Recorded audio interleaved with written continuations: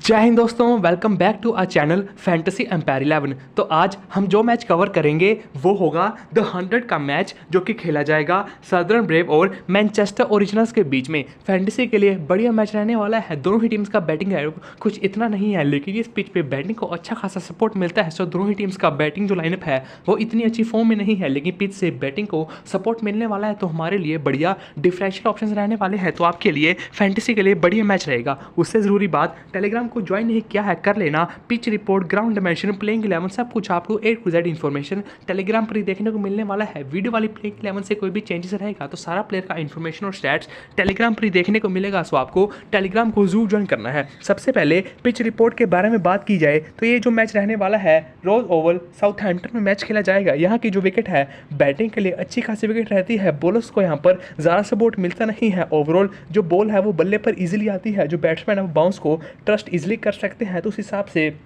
Batsman के लिए अच्छी खासी विकेट है। लेकिन अगर बॉलर्स में किसी डिपार्टमेंट को हेल्प मिलता है तो वो पेसर्स को जनरली मिलता है, स्पिनर्स को थोड़ा कम ही सपोर्ट रहता है। सो ओवरऑल बैटिंग के लिए अच्छी विकेट है। उसके बाद थोड़ा बहुत सपोर्ट पेसर्स को मिलता है, क्योंकि वो डेथ में भी विकेट चटकाते हैं, तो उस हिसाब से पेसर्स को एज कम्पेयर टू स्पिनर्स यहाँ पर एडवांटेज रहता है। लेकिन ओवरऑल यहाँ पर बैटर्स को भी बॉल बाला है। अब कुछ रिसेंट मैचेस इस मैच खेले गए हैं। सबसे पहले लास्ट मैच लंदन स्पिरिट और यही सदर्न ब्रेव के बीच में खेला गया, जिसमें लंदन स्पिरिट ने 138 का स्कोर किया था, लेकिन उसको सदर्न ब्रेव ने इजीली चेस कर दिया था 139 बनाकर, और केवल 89 बॉल में ही चेस कर दिया था। 11 बॉल पड़ी थी तो इजीली 160 के करीब स्कोर बन सकता था। 100 बॉल में 160 बन रहा है, तो उस हिसाब से बैटिंग के लिए विकेट अच्छी है। वही विकेट्स के बारे में बात की जाए, पेसर्स ने 10 विकेट लिया था, स्पिनर्स ने केवल और केवल 2 विकेट ही लिया था। तो इस हिसाब से बैटिंग के लिए अच्छी विकेट है। उससे पहले जो डोमेस्टिक मैच हुआ था हैम्पशायर और एसेक्स के बीच में, हैम्पशायर ने 181 किया था और एसेक्स 174 ही बना पाया था, लेकिन 170 प्लस इजीली बन रहा है। तो उस हिसाब से बैटिंग के लिए अच्छी विकेट है। यहाँ पर विकेट्स के बारे में बात की जाए, पेसर्स ने 11 विकेट लिया था, स्पिनर को केवल और केवल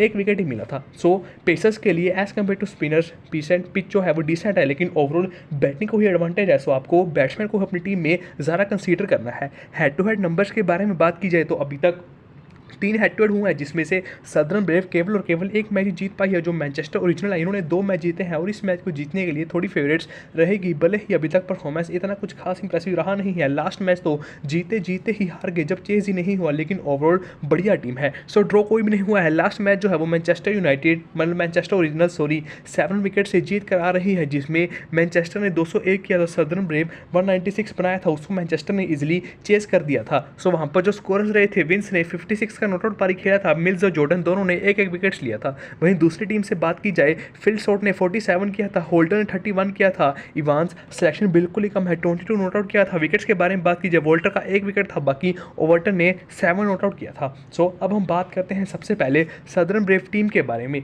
इनके बारे में बात की जाए, एवरेज टीम मानी जाती है, इतनी कुछ खास अच्छी टीम नहीं है, लेकिन इनका जो बॉलिंग लाइनअप है, इनके पास हाई क्वालिटी पेसेस हैं, तो उस हिसाब से इनका bowling lineup as compared to Manchester Originals थोड़ा अच्छा है, तो उस हिसाब से थोड़ी जीतने के लिए फेवरेट्स भी रहेगी। लेकिन ओवरऑल मैनचेस्टर ओरिजिनल्स भी बढ़िया टीम है। सदर्न ब्रेव के प्लेइंग 11 के बारे में बात की जाए तो इस मैच में इस प्लेइंग 11 के साथ खेल सकते हैं डेविस और विंस टॉप मतलब ओपनिंग करेंगे, उस पर डीप लो 1 टर्न पर बैटिंग करेंगे। इनके मिडिल ऑर्डर के बारे में बात की जाए, कोल्स, इवांस मिडिल ऑर्डर में रहने वाले हैं, lower middle order Chris Jordan और पोलार्ड संभालने वाले हैं। लास्ट मैच में रियान अहमद ऊपर आ गए थे, लेकिन मोस्ट प्रोबेबली नीचे ही बैटिंग करने वाले हैं। सो इनके मेन बॉलर्स के बारे में बात की जाए, रियान अहमद है, जोफ्रा आर्चर, अकील हुसैन और टैमन मिल्स है। अब सबसे पहले बात करते हैं बॉलिंग डिवाइडेशन के बारे में। इनके मेन बॉलर्स के बारे में बात की जाए, Chris Jordan, Jofra Archer, Tymal Mills, Akeal Hosein और रियान अहमद, ये इनके 5 मेन बॉलर्स हैं और मोस्ट ऑफ द आपको यही करके देने वाले हैं। अगर किसी का ओवर करता है तो मोस्ट प्रोबेबली कूल्स के खाते में जाएगा। कूल्स हर मैच में बॉलिंग कर रहा है, लेकिन सिर्फ और सिर्फ 5 बॉल ही फेंक रहा है, 5 से ज़्यादा बॉलिंग कर नहीं रहा है, मतलब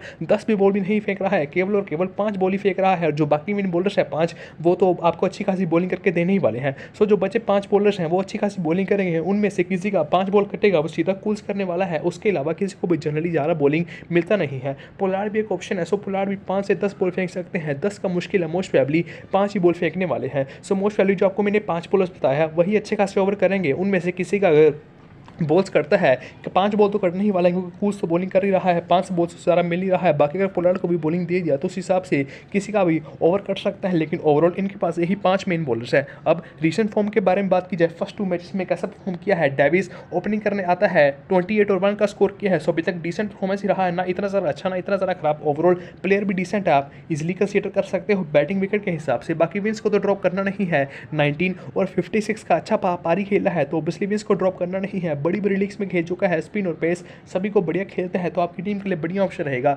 डिप्लो वार्नर बैटिंग करने आएगा। लास्ट मैच में केवल और केवल 1 किया, उससे पहले 23 नॉट आउट। डिसेंट प्लेयर है, ना इतना ज़्यादा अच्छा ना इतना ज़्यादा खराब, लेकिन फिर भी अपनी टीम से रिस्क लेकर ड्रॉप कर सकते हैं, क्योंकि हर प्लेयर को पिक कर पाना थोड़ा मुश्किल टास्क ही है। अब कोल्स सबसे ज़्यादा कंफ्यूजिंग प्लेयर यही है, क्योंकि इसको 5 बॉल मिलेगा, 5 से ज़्यादा बॉलिंग मिलने नहीं वाला है, लेकिन 2 डाउन पर बैटिंग करेगा, वो थोड़ा आ जाता है, क्योंकि लास्ट मैच में इसको विकेट नहीं मिला, लेकिन बैटिंग से 26 रन बना दिया। उससे पहले 5 बॉल किया, 1 विकेट ले गया। सो कभी बैटिंग से परफॉर्म कर रहा है, कभी बॉलिंग से परफॉर्म करेगा, लेकिन दोनों डिपार्टमेंट में परफॉर्म करेगा, इसका चांसेस थोड़ा कम है, क्योंकि ज़्यादा बॉलिंग मिलेगा नहीं। वही 1 ओवर मिलेगा जिसमें 5 बॉल्स हैं, उसमें विकेट नहीं मिला, तो 2 डाउन बैटिंग पर कभी भरोसा नहीं कर सकते। तो उस हिसाब से थोड़ा कंफ्यूजिंग है, क्योंकि बैटिंग और बॉलिंग दोनों करेगा, लेकिन दोनों में कॉन्ट्रीब्यूशन करेगा, इसका बहुत ही ज़्यादा बड़ा डाउट है। तो ऑब्वियसली बहुत ही ज़्यादा कंफ्यूजिंग प्लेयर है, 50-50 ऑप्शन है, आपके ऊपर है कंसीडर करना है या नहीं। उसके बाद इवांस सिर्फ 5 और 1 का ही स्कोर किया है, अभी तक फॉर्म कुछ खास अच्छा नहीं है, लेकिन एक बात समझो, जो इवांस है वो धीरे खेलता है, टिक कर खेलता है, पावर हिटर बिल्कुल भी नहीं है, लेकिन जिस हिसाब से इसका बैटिंग ऑर्डर है, उस बैटिंग ऑर्डर पर इसको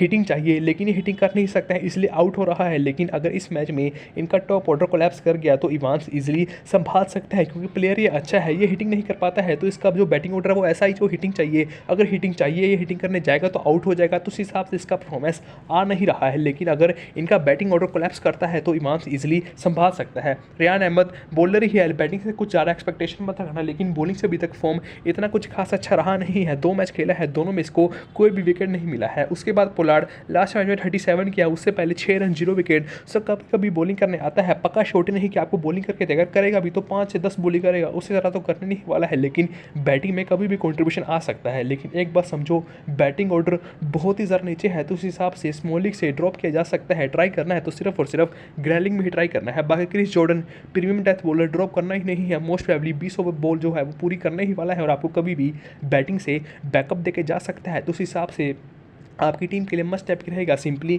जॉर्डन को ड्रॉप करना नहीं है। जोफ्रा आर्चर एक और क्वालिटी पेसर, बताने की जरूरत नहीं है, लास्ट 2 मैचेस में 1 विकेट मिला है, सो 2 मैच में 2 विकेट है, ओबियसली मस्ट स्टेप रहेगा, सारा ड्रॉप करना नहीं है। अकीर हुसैन वेस्ट इंडीज़ का कमाल का लेफ्ट आर्म ऑर्थोडॉक्स बॉलर है, बॉलिंग भी कमाल की करता है, लेकिन थोड़ा विकेट टेकिंग बॉलर कम है, कंसिस्टेंट लाइन और लेंथ के साथ बॉलिंग करता है, मतलब स्टम्प्स को ही टारगेट करता है, तो कभी कभी एक जो विकेट लेता है वही सीधा LBW बोर्ड लेता है, तो उसका ज़रा पॉइंट रहता है। लेकिन फिर भी आप अपनी टीम से अभी के लिए रिस्क लेकर ड्रॉप कर सकते हो, क्योंकि जैसे कि मैंने कहा ज़रा विकेट टेकिंग बॉलर नहीं है, लेगा भी लेगा 1 विकेट ही लेगा, उससे ज़रा पॉइंट नहीं लेगा। तो उस हिसाब से आपको अपनी टीम में वो प्लेयर्स को ज़रा कंसीडर करना है कि जो आपको थोड़ा ड्यूल रोल करके दे। उसके बाद Tymal Mills 0 wicket 2 wicket, player decent है, एक और क्वालिटी प्लेसर टेस्ट में बॉलिंग कर सकता है, तो मस्ट स्टेप रहने वाला है, ज़्यादा ड्रॉप करने के बारे में सोचना नहीं है। सो हमने रिसेंट फॉर्म डिस्कस कर ली है। ओवरऑल इनके स्टैट्स के बारे में बात की जाए, सभी का स्टैट्स आप इजीली वीडियो पोस्ट करके देख सकते हो। ए डेविस 141 मैचेस खेल चुका है, 24 का एवरेज है, सो अभी तक परफॉर्मेंस थोड़ा डिसेंट रहा है, 1 मैच में परफॉर्म किया, 1 में नहीं किया। ओवरऑल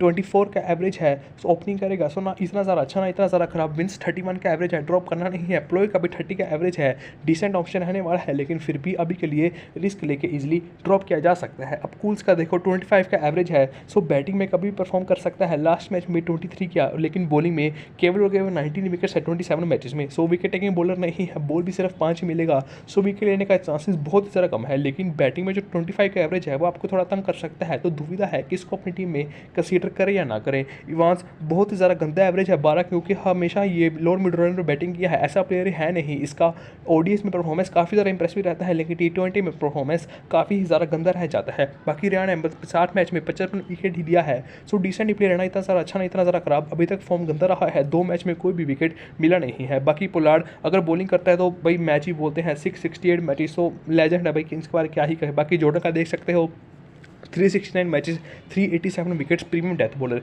इनके बॉलर्स के बारे में बात की जाए, जोफ्रा कमाल का बॉलर, टीमिल्स कमाल का बॉलर, दोनों को ज़रा ड्रॉप मत करना। बाकी अकील हुसैन जैसे कि मैंने कहा ज़रा विकेट टेकिंग बॉलर नहीं है, वही 164 मैचेस में केवल और केवल 148 ही विकेट्स हैं, लेकिन ओवरऑल प्लेयर डिसेंट है। अब हम बात करते हैं मैनचेस्टर ओरिजिनल्स के बारे में। मैनचेस्टर के बारे में बात की जाए, एवरेज ही टीम है, लेकिन बैटिंग और बॉलिंग लाइन में इतना भी कुछ खास इंप्रेसिव नहीं है, लेकिन ओवरऑल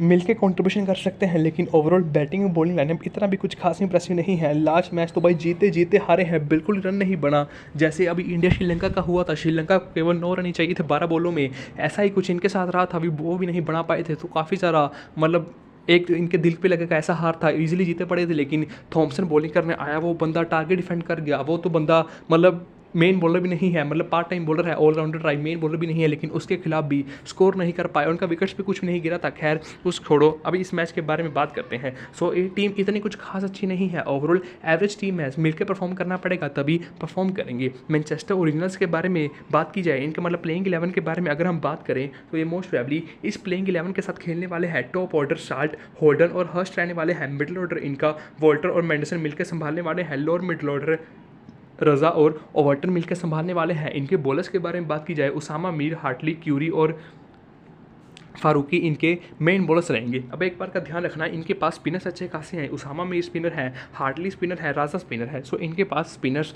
अच्छे खासे हैं। सो इनके पास बॉलर्स अच्छे खासे हैं। 3 तो स्पिनर हैं, 3 पेसर हैं, तो उस हिसाब से 6 मेन बॉलिंग ऑप्शन है। तो किसी का भी कभी भी ओवर कर सकता है। जैसा मैंने अभी तक देखा है कि ये बॉलिंग ऐसे कर रहे हैं, सारे मिलके 10-15 ओवर 10-15 ओवर ऐसे ही कॉन्ट्रीब्यूशन कर रहे हैं, कोई भी 20 ओवर थोड़ा कम ही कर रहा है। तो अभी तक इनका कॉन्ट्रीब्यूशन ऐसा रहा है। सबसे पहले बात करते हैं किसका कितना सारा बॉलिंग करने का चांस है। सबसे पहले देखो, वॉल्टर आपको 10 से 15 बॉली करके देगा, उससे ज़्यादा करता नहीं है। सो 10 से 15 बॉल इसका हो गया। रज़ा 15 से 20 बॉल ये करेगा, ये उससे ज़्यादा नहीं करेगा, मतलब 15 तो मिनिमम करने ही वाला है। उससे ज़्यादा 20 करके तो अच्छी बात नहीं, तो 15 तो करेगा ही करेगा। और वर्टन तो बॉलिंग करता नहीं है, इसको बॉलिंग ही नहीं दे रहे हैं। भाई को बॉलिंग इतनी अच्छी करता है, लेकिन 2 मैच में बॉलिंग ही नहीं किया। इसका रिसेंट फॉर्म भी ऐसा ही चल रहा है, जो उससे पिछले डोमेस्टिक मैचेस खेला था उसमें बंदे को बॉलिंग मिला नहीं था। उसामा मीर ये भी अच्छी खासी बॉलिंग कर रहा है, तो हार्टली भी अच्छी खासी बॉलिंग कर रहा है, मतलब तीनों स्पिनर्स अच्छी खासी बॉलिंग कर रहे हैं, चाहे रज़ा हो, चाहे उसामा मीर हो, चाहे हार्टली हो। सो अभी के लिए स्पिनर्स इनके अच्छी खासी बॉलिंग कर रहे हैं। बाकी क्यूरी को भी 10 से 15 बॉलिंग मिल रहा है, फारूकी को भी 10 से 15 बॉलिंग मिल रहा है। सो इनके जो पेसर्स हैं वो सारे 10 से 15 बॉल डाल रहे हैं, जो स्पिनर्स है वो 15 से 20 बॉल डाल रहे हैं। सो इनका अभी तक कॉन्ट्रीब्यूशन ऐसा रहा है, लेकिन इस पिच पे पेसर्स को थोड़ा ज़्यादा सपोर्ट मिलेगा, तो उस हिसाब से क्या पता पेसर्स का ओवर बढ़ जाए, स्पिनर्स का कम हो जाए। लेकिन अभी तक इन्होंने स्पिनर्स से ज़्यादा गेंदबाजी करवाया है, पेसर्स से थोड़ा कम ही करवाया है। इनके फॉर्म के बारे में बात की जाए, फिल सॉल्ट कमाल का प्लेयर है, फॉर्म अभी तक अच्छा नहीं रहा है। 2 मैच में केवल और केवल 16 रन ही बनाया है, लेकिन मस्ट टाइप का रहेगा। इवन बंदा CBC का भी बढ़िया ऑप्शन रहेगा। होल्डन 42 प्लेयर डिसेंट है, 1 मैच में फ्लॉप हुआ, 1 मैच में हिट हुआ, ऐसा ही प्लेयर है। आप भरोसा नहीं कर सकते हो, 1 मैच में हिट होगा, 2 मैच में फ्लॉप होगा, ऐसा ही प्लेयर है। तो थोड़ा इनकंसिस्टेंट है, सामने क्वालिटी पेसर है तो ड्रॉप किया जा सकता है। हर्स्ट 2 और 30 किया, ये भी कुछ खास बढ़िया प्लेयर नहीं है, सामने क्वालिटी प्लेयर्स हैं तो ड्रॉप किया जा सकता है। मेंशन इनको आप देख सकते हो, इनके बैटिंग लाइनअप में कोई भी ज़्यादा बड़ा नाम नहीं है, सारे छोटे छोटे नाम है, थोड़े इनकंसिस्टेंट प्लेयर हैं। तो उस हिसाब से सदर्न ब्रेव के जो बॉलर्स हैं आपकी टीम के लिए बढ़िया ऑप्शन रहेंगे। 28 और 5 किया था वॉल्टर, बॉलिंग करेगा, बैटिंग करेगा, ड्रॉप करना नहीं है, मस्ट टाइप रहेगा। रज़ा बॉलिंग बैटिंग दोनों करेगा, तो बिल्कुल भी ड्रॉप करना नहीं है। ओवर्टन बॉलिंग नहीं करेगा, केवल बैटिंग करेगा, ड्रॉप कर सकते हो। उसामा मीर 2 मैच 0 विकेट, लेकिन बॉलिंग अच्छी खासी मिल रहा है, लेकिन अभी के लिए ड्रॉप किया जा सकता है। पिच से स्पिन को ज़्यादा सपोर्ट मिलेगा नहीं। हार्टली लास्ट मैच में 3 विकेट लिया, लेकिन उससे पहले 0 विकेट, लेकिन ओवरऑल इतना कुछ खास विकेट टेकिंग बॉलर है नहीं। लेफ्ट आर्म और ट्रक्स बॉलिंग करता है, लेकिन विकेट टेकिंग बॉलर ज़रा है नहीं, थोड़ा बहुत को टारगेट करता रहता है, लेकिन ओवरऑल इसको ज़्यादा विकेट्स मिलता नहीं है। अब क्यूरी 0 विकेट, लेकिन उससे पहले 26 रन बना दिया, तो बैटिंग में कभी कभी कंट्रीब्यूशन आ सकता है, लेकिन ओवरऑल पेसर डिसेंट है, लेकिन इसको 10 से 15 बॉलिंग मिलता है, उससे ज़्यादा बॉलिंग मिलता नहीं है। सो बॉलिंग अगर कम मिलेगा तो उस हिसाब से क्या पता सारा विकेट ना ले, तो थोड़ा एवरेज ऑप्शन रहेगा, ज़्यादा अच्छा ऑप्शन रहने नहीं वाला है। फारूकी प्लेयर बहुत ही ज़्यादा बढ़िया, लेकिन मुझे अभी तक बिल्कुल भी समझ नहीं आया कि मैनचेस्टर इनको केवल और केवल 10 से 15 बॉलिंग क्यों दे रहा है, उससे ज़्यादा इसको बॉलिंग ही नहीं मिल रहा है। तो अगर सारा बॉलिंग नहीं मिलेगा, बंदा विकेट नहीं लेगा, वही है हुआ 2 मैच में केवल और केवल 1 विकेट भी नहीं मिला, 2 मैच में 0 विकेट ही मिला है, तो उस हिसाब से बॉलिंग कम मिल रहा है, तो विकेट्स भी थोड़ा कम ही ले रहा है। अब ओवरऑल इनके नंबर्स के बारे में बात की जाए, सोल्ट 26 का एवरेज, होल्डन 25 का एवरेज, हर्स्ट 24 का, मैच 31 का। ऐसे ही आप सभी का नंबर्स इजीली रीड कर सकते हो। बाकी मैंने आपको रीसेंट फॉर्म सारी समझा दी है। बाकी जब हम अपनी ड्रीम 11 टीम क्रिएट करेंगे तब आपको पूरी लॉजिकल एनालिसिस दूंगा, आपको किस प्लेयर को अपनी टीम में क्यों कंसीडर करना है। ऐसे ही आप इनके सभी के बॉलिंग के नंबर्स देख सकते हो। उसामा मीर 120 मैचेस बल्ले से 432 रन बनाया और विकेट्स 132 लिया। ऐसे ही आप सभी प्लेयर्स के नंबर्स इजीली रीड कर सकते हो। क्यूरी का नंबर, फारूकी का नंबर्स काफ़ी ज़्यादा इंप्रेसिव है, लेकिन दोनों ही 10 से 15 बॉल फेंकते हैं। सो 20 बॉल कोई भी नहीं फेंक पा रहा है, तो उस हिसाब से इनको अभी तक विकेट्स भी नहीं मिला है। सो अब हमने सभी प्लेयर्स के बारे में अच्छी तरह से डिस्कस कर लिया है। अब हम अपनी ड्रीम 11 टीम को क्रिएट करते हैं और पूरी लॉजिकल एनालिसिस करेंगे कि हमने किस प्लेयर को अपनी टीम में क्यों कंसीडर करना है।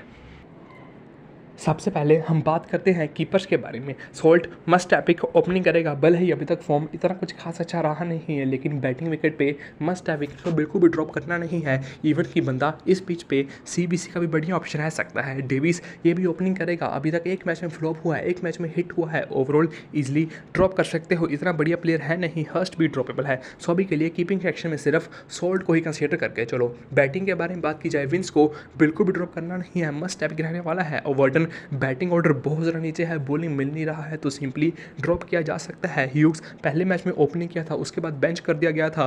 होल्डन इतना कुछ खास बढ़िया प्लेयर है नहीं। इवांस प्लेयर बढ़िया है, लेकिन बैटिंग ऑर्डर काफ़ी ज़्यादा नीचे है, तो उस हिसाब से ड्रॉप किया जा सकता है। मैडसन 31 का एवरेज है, लेकिन 2 डाउन बैटिंग करने आएगा। सो बैटिंग ऑर्डर थोड़ा नीचे है, तो उस हिसाब से अगर प्रेशर आया तो हिटिंग के चक्कर में विकेट फेंक सकता है। ज़रा T20 का बढ़िया प्लेयर भी नहीं है, तो उस हिसाब से ड्रॉप किया जा सकता है। ड्यूप्लोय ये आपकी टीम के लिए बढ़िया ऑप्शन रहेगा। 31 के करीब का एवरेज है, लास्ट मैच में एक किया, जिसके कारण सिलेक्शन परसेंटेज कम हो गया है, लेकिन बंदा 1 डाउन बैटिंग करेगा, तो आपकी टीम के लिए ये बड़ी ऑप्शन रहेगा। एज ए डिफरेंशियल इसको जरूर ट्राई करना है। केवल और केवल 13% ही सिलेक्शन है। अब ऑलराउंडर्स के बारे में बात की जाए, रजा ड्रॉप करना नहीं है, बैटिंग बॉलिंग दोनों करेगा। सीबीसी का बेस्ट ऑप्शन। जॉर्डन को ड्रॉप करना नहीं है, प्रीमियम डेथ बॉलर, डेथ में बॉलिंग करने आता ही आता है और बंडल्स में विकेट लेके जाता है। टाइम आने पर बैटिंग में कंट्रीब्यूशन कर सकता है, इसलिए इसको ऑलराउंडर्स में रखा है, क्योंकि बैटिंग में भी इसका कंट्रीब्यूशन काफ़ी ज़्यादा इंप्रेसिव रहता है जब इसका बैटिंग आता है। सो ओवरऑल मस्ट टाइप के रहेगा। इवन की ग्रैंडलिंग में सीबीसी ट्राई कर सकते हो, स्मॉलिंग में ज़रा सीबीसी ट्राई मत करना। फॉल्टर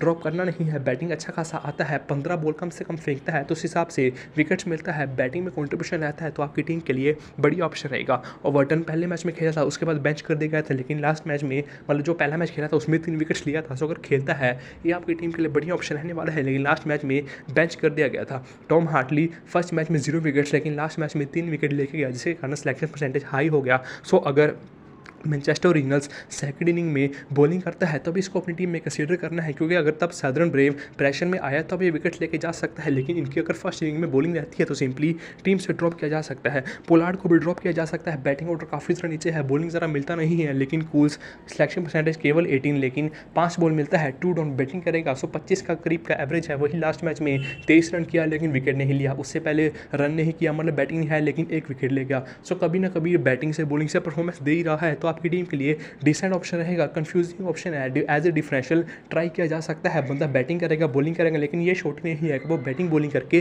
परफॉर्मेंस करके देगा, इसका थोड़ा जो है कंफ्यूजिंग है। बाकी अभी के लिए 3 ऑलराउंडर्स को ही अपनी टीम में कंसीडर किया है। अब बॉलर्स, सबसे पहले सादर्न ब्रेव के तीनों मेन बॉलर्स को ड्रॉप मत करना। आर्चर को तो कंसीडर कर, मतलब जॉर्डन को कंसीडर कर लिया है, अब आर्चर और मिल्स दोनों को अपनी टीम में जरूर कंसीडर करना है। आर्चर विकेट टेकिंग बॉलर, जब बॉलिंग करो बंदा विकेट लेगा। 2 मैच में 2 विकेट भी लिया है। मिल्स अभी तक एक मैच में विकेट लिया है, उसके अलावा दूसरे मैच में विकेट नहीं लिया, लेकिन फिर भी मस्ट एपिक डेथ में बॉलिंग करेगा तो अभी इजीली विकेट छटका सकता है, तो मस्ट एपिक रहने वाला है। अब फारूकी मतलब 57% सिलेक्शन है, लेकिन जैसे कि मैंने कहा अभी तक पूरे 2 मैचेस में बॉलिंग 10 से 15 ओवर ही मिला है, 20 ओवर तो मिला ही नहीं है। 100 बंदे को अगर बॉलिंग नहीं मिल रहा है तो उस हिसाब से विकेट्स भी कैसे लेगा, तो अभी के लिए उस हिसाब से ड्रॉप किया है।